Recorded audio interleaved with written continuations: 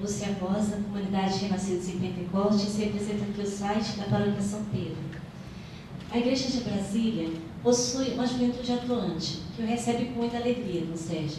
Inclusive, a CNBB recentemente criou a Comissão Episcopal para a Juventude. E temos aí a perspectiva da próxima Jornada Mundial da Juventude ser no Brasil.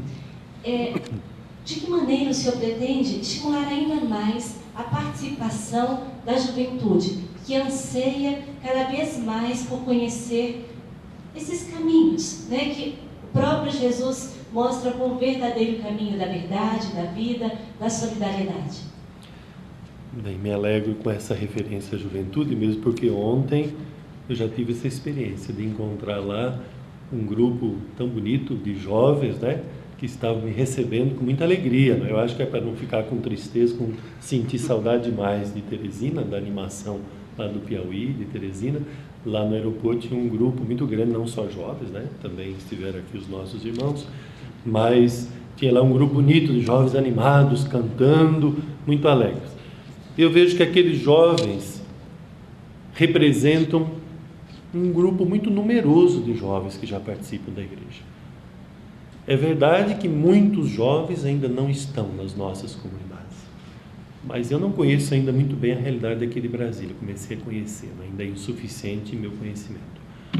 Mas eu diria que em boa parte das dioceses ou das paróquias, muitos serviços, muitos ministérios, muitas pastorais estão nas mãos de jovens.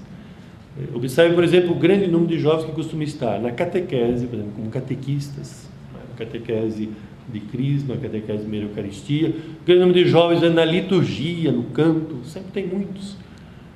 Em algumas paróquias, se alguém pergunta quais são os jovens que já assumem funções e quais são essas funções, nós ficamos admirados de ver o que tem já de jovens participando. Agora, é verdade que tem um número enorme de jovens, mas não se esqueça que também tem um número enorme de adultos que não participam. Então não é justo achar às vezes que são os jovens que não participam. Os adultos também, infelizmente, não participam muitas vezes na proporção que deveria participar.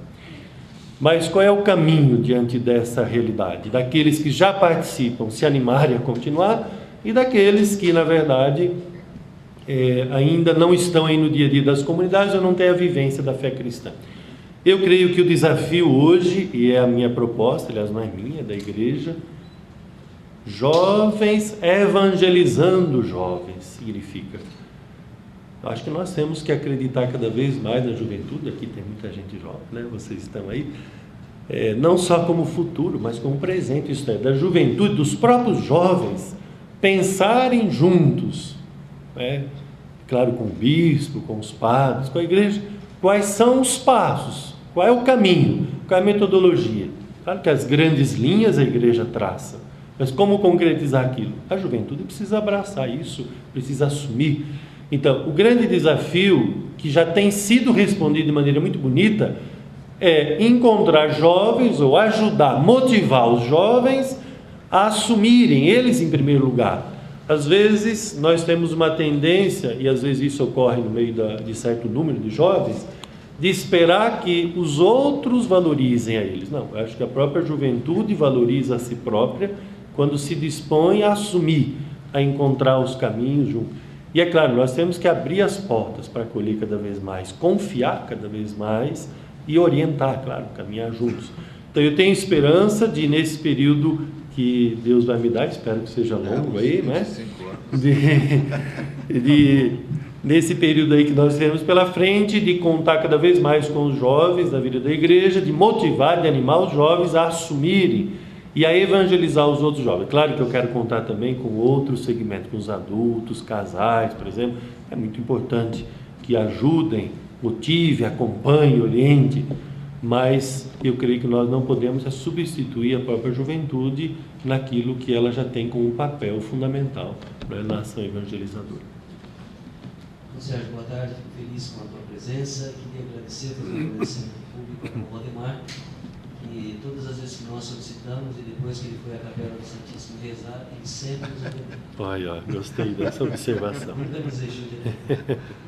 O senhor é formado, tem mestrado e doutorado em Teologia Moral. Sim. Uma área que a nossa capital necessita muito. que, pelo fato de estar aqui no centro do poder, ainda que seja um arcebispo, entre aspas, como os demais, aqui a exigência é um pouquinho maior e o senhor tem uma possibilidade. Como um moralista, o que o senhor pode oferecer de contribuição para vencer essa progressiva cultura de escândalos e de notícias que não são muito agradáveis na história do nosso país? O que o senhor pode fazer para contribuir, para modificar essa situação? Olha, eu creio que o que nós, como igreja, podemos fazer, e eu como arcebispo possa colaborar, é jamais desanimar, jamais desistir, de afirmar, de insistir, de motivar,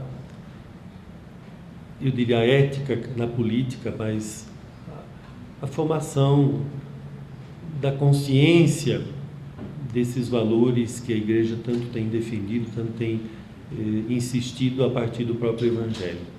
Por exemplo, a questão da honestidade, a questão da verdade, da transparência, da justiça social.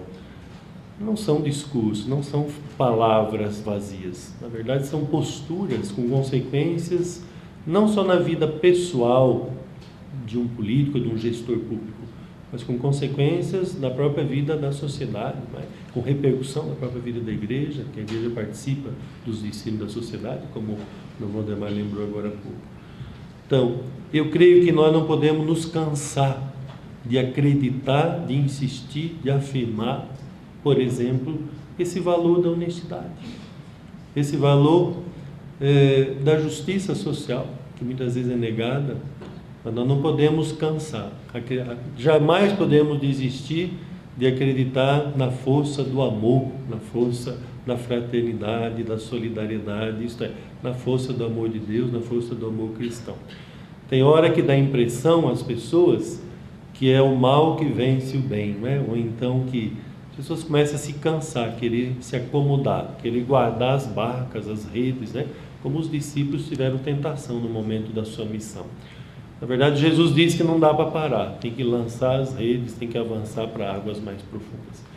Eu não entro aqui em detalhes, porque senão eu começaria a traçar um programa de ação que vai além da minha fala nesse momento. Mas eu diria que como propósito é esse, a igreja tem que continuar a formar o mais possível. Eu falava agora há pouco da formação da consciência ética, da vivência de valores do Evangelho, da vivência da fé cristã. Nós acreditamos na vida nova que vem de Jesus Cristo. Essa vida nova tem consequências na sociedade. Então, o que fazer, como fazer em termos de atividades, é isso que eu espero contar com gente que me ajude. Claro, valorizar o que já existe, que eu sei que alguns passos foram dados, né? As portas da Casa Episcopal estão abertas ao aconselhamento dos políticos? Ora, eu estou aqui para dialogar com todos. A minha disposição é o diálogo. A igreja se faz diálogo, concretamente falando, quando a gente procura acolher ou ir ao encontro. O diálogo, em primeiro lugar, pressupõe a escuta, a valorização, mas também o diálogo pressupõe a gente, com respeito, justamente com caridade, poder também indicar aquilo que não está bem, né? Quando necessário, a gente tem que apresentar aquilo que não está de acordo com o Evangelho, não está de acordo com a orientação da igreja, não está de acordo com os valores éticos e motivar a caminhada. Então, eu diria que, primeiramente, a casa que é o meu coração está aberta. A casa que é a residência episcopal continua aberta, o problema é achar o morador lá dentro, porque com esse jeito de fazer as coisas que eu acabei de dizer, vocês não vão me achar muito em casa não, vão achar mais na rua ou por aí afora do que na minha casa. Mas eu disse há pouco que iria organizar a minha vida de modo a ter tempo para atender as pessoas. Então, claro que aí a gente atende quem vem, quem está trabalhando lá nas comunidades com o seu dia a dia, quem está aí com funções públicas aí, autoridades, enfim, eu não tenho dificuldade, e de minha parte também eu vou procurar, tão logo possível, ir ao encontro, aí ainda esse ir ao encontro eu deixo em aberto, como é que a gente faz. Você desculpa, porque o nosso jornal é muito cedo, sim. Muito pequeno para a gente citar, tá certo. Então eu precisava me ausentar. Tá bem, compreendo, e agradeço a sua presença, assim como a dos outros, se Deus quiser, viu? Bem, Eu, só para completar, né? Eu espero, claro, que em futuras entrevistas, poder dizer as coisas de maneira mais ainda concreta, mas eu tenho sido cuidadoso por respeito, primeiramente, ao que nós já temos, que eu nem conheço tão bem assim, depois porque eu acabei de dizer que eu tenho disposição de dar passos, se possível, juntos. Então, se eu agora começo a indicar demais concretamente, né? Aí pode virar receita que o bispo vai fazer. E aí a receita pode não ser a melhor para cá, né? Desculpe. Eu estava vendo que o senhor vem a Brasília, o senhor já veio com a missão de ensinar, santificar e governar. Eu queria saber do senhor como é que se governar, porque a cidade está precisando realmente do governo. Bom, ajuda. Claro. Veja bem, eu queria aqui destacar um ponto, aproveitando a sua pergunta, que eu acho que é bom ter presente. Em Brasília, claro que o papel do arcebispo é muito importante, né? Eu reconheço a responsabilidade, a missão, mas nós temos também em Brasília a sede da Conferência Episcopal. Eu queria lembrar que, sobretudo quando se refere ao mundo da política, nós vamos ter que distinguir um pouquinho. Não quer dizer que o arcebispo não deva lidar com questões que são de âmbito nacional. Por quê? Porque há questões que são de âmbito local, mas com repercussão nacional, ou vice-versa. Então não dá para separar demais. Agora, existe aqui a Conferência Episcopal, vocês conhecem também, aqui próximo de nós, a CNBB, com o presidente da Conferência Episcopal, por sinal conhecedor profundo de Brasília, Dom Raimundo Damasceno, cardeal, que foi vice-auxiliar aqui e até hoje muito ligado a Brasília. E depois os outros que estão lá. Há um nível ou a determinadas situações, que agora também é um pouquinho difícil especificar aqui publicamente, em que é claro que o arcebispo pode colaborar, deve colaborar para ajudar, mas vai precisar fazer isso em conjunto com a CNBB, não sei, ou respeitando a competência específica da CNBB. Eu aqui não vejo maior dificuldade, só estou lembrando que o arcebispo de Brasília tem um papel importante em questões referentes à vida pública, referentes à política, aos gestores, porém, há uma certa, vamos dizer, a gente precisaria compartilhar um pouquinho, né, em alguns momentos, aquilo que é específico da arquidiocese, ou específico do arcebispo, e aquilo que vai muito além, que talvez precise um pouco mais, da própria Conferência Episcopal junto com o arcebispo. Afinal, o arcebispo participa da Conferência Episcopal. E eu tenho a graça de participar de um outro modo, além de ser como membro da conferência. Enquanto bispo, eu participo da Conferência Episcopal porque estou no Conselho Permanente da CNBB e também no Conselho Pastoral, que aliás deve se reunir na próxima semana, né? Então eu não tenho maior preocupação no sentido de dificuldade. Eu penso só que é bom ter presente que aqui em Brasília, além do papel do arcebispo, existe também o da Conferência Episcopal, que é fundamental. Agora, naquilo que eu puder fazer, estarei disponível, né, para ajudar a que cada vez melhor o serviço ao povo seja cumprido. Afinal, o povo é o mesmo, né? O povo que a igreja serve, o povo que as autoridades que foram eleitas para isso servem, é o mesmo povo. Só que nós temos distintas competências. É muito importante considerar que por maior atenção que o arcebispo ou a igreja puder dar a esse universo mais político, sobretudo político partidário, há, na verdade, um nível específico de competência da igreja e há o nível específico aí das diferentes esferas aí do poder. Então, a gente procura sempre respeitar, quer dizer, diálogo, mas respeitando a autonomia dos diversos campos, né? Trabalho conjunto, eu falava agora há pouco, então, se é possível estabelecer parcerias pelo bem do povo, claro que a igreja deve estabelecer parcerias, discernindo criticamente qual é o seu papel, mas deve fazer isso. Então, eu não vejo dificuldade nisso, eu acho que é o contrário. É um pouco por aí que a gente espera caminhar. Boa tarde a todos. No Sérgio Caio Lima, das redes sociais da Arquidiocese de Brasília. Retornando ao assunto juventude, nós pedimos a alguns jovens que fizessem algumas questões para o senhor, e eles levantam as questões relacionadas a eles. Como é a relação do Dom Sérgio da Rocha com os jovens? Em primeiro lugar, eu tive a graça de até hoje trabalhar com a juventude, primeiramente como padre, depois como bispo. Por exemplo, no Ceará, eu fui o bispo de referência para a Pastoral da Juventude nos 6 anos que estive lá.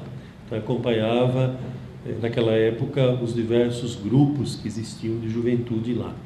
No Piauí, em Teresina, eu tive a alegria e a graça de realizar o que se chama hoje de setor juventude. Nós não quisemos que ninguém ficasse de fora, quisemos valorizar as diferentes expressões de trabalho, de evangelização da juventude, por isso constituímos o chamado setor juventude. Vocês talvez não tenham notícia, porque se trata de uma realidade um pouquinho mais distante, geograficamente pelo menos, mas eu tive uma experiência muito bonita da chamada CAJU, né? A palavra CAJU é muito utilizada, muito conhecida, mas CAJU era Comissão Arquidiocesana da Juventude. Então, foi um embrião daquilo que hoje é o setor juventude. Então, essa chamada CAJU, né? E é muito interessante isso. Eu aprendi muito com a juventude, né? Eu acho que os jovens animam, motivam, trazem esperança, vida nova, abrem caminhos, né? Eu acho que é muito importante para o bispo não só servir os jovens ensinando os jovens, orientando, mas também aprendendo com os jovens.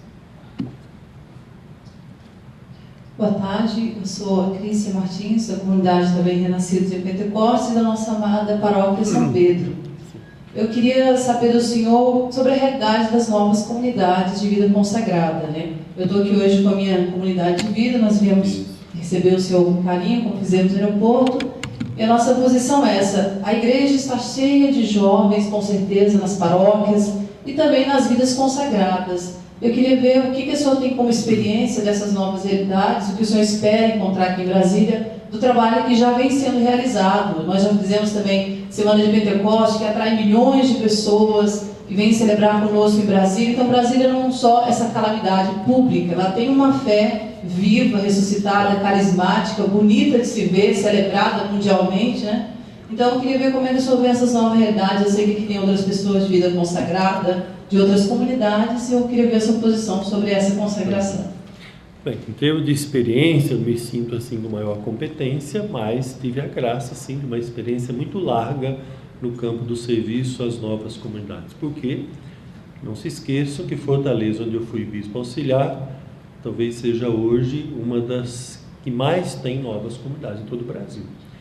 E o bispo, aliás, o arcebispo lá me entregou esse cuidado pastoral das novas comunidades. Então, durante 6 anos eu pude fazer isso. Depois eu era membro da Comissão Episcopal de Doutrina, e a Comissão Episcopal de Doutrina publicou depois um texto que eu tive a graça de participar, um texto pequenino, simples, é um subsídio doutrinal, que era justamente isso: igreja particular, quer dizer, diocese, né? Igreja particular, movimentos eclesiais e novas comunidades. Esse era o nome do texto. Esse texto ainda eu acho que existe, né? Já é de alguns anos, mas muito simples, mas recolhendo o que a igreja mesma, o seu magistério universal, tinha para apresentar.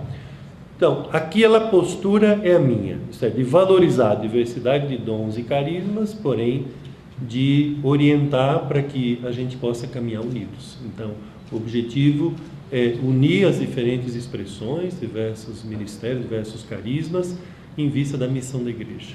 Não dá para lançar rede, cada um puxando para um lado, a gente lança juntos. Claro, respeitando o que cada um tem de específico, mas todos valorizando-se reciprocamente e o bispo orientando naquilo que a igreja propõe. Então lá tinha esse apelo à comunhão, a caminhar unido, a trabalhar juntos, mas aí com aquilo que é a orientação específica da igreja para algumas questões particulares. Mas me alegro que já existe aqui muito trabalho, muita vida, muita vitalidade, né?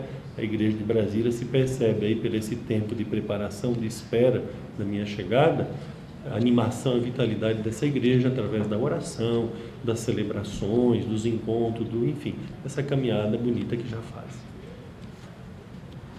Boa tarde, Dom Sérgio. Meu nome é Jaqueline, sou da Rádio Maria e nós desejamos as boas-vindas ao senhor. Muito obrigado. Bom, a pergunta é o seguinte: para o senhor, qual o papel da igreja frente aos desafios de uma sociedade cada vez mais individualista, violenta e discriminadora?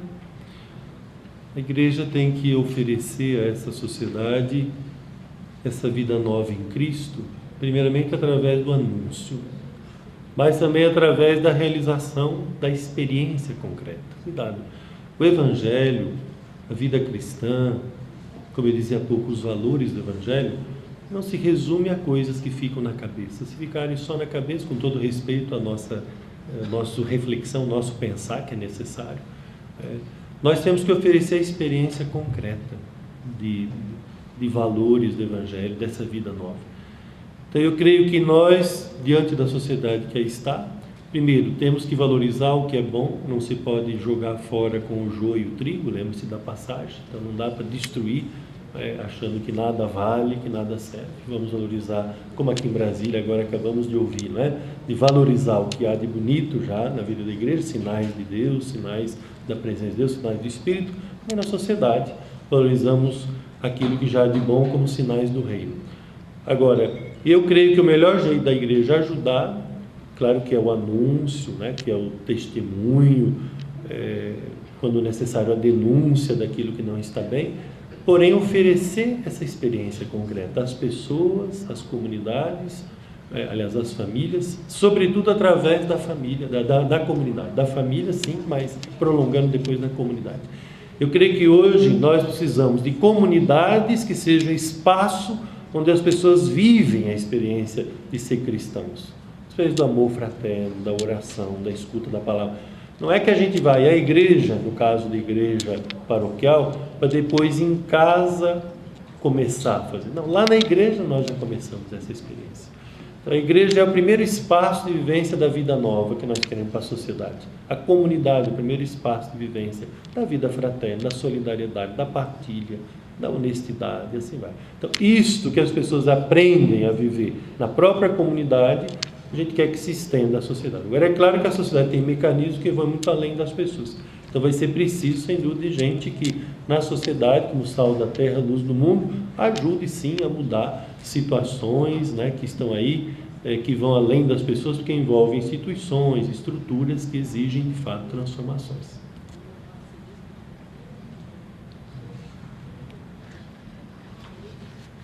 O horário está indo, Então, nós queremos, neste momento, encerrar nossa coletiva e, nesse momento, então, a gente, aqui no nosso lado esquerdo, aqueles que desejarem fazer a nossa sonora com o Dom Sérgio e também com o Dom Valdemar.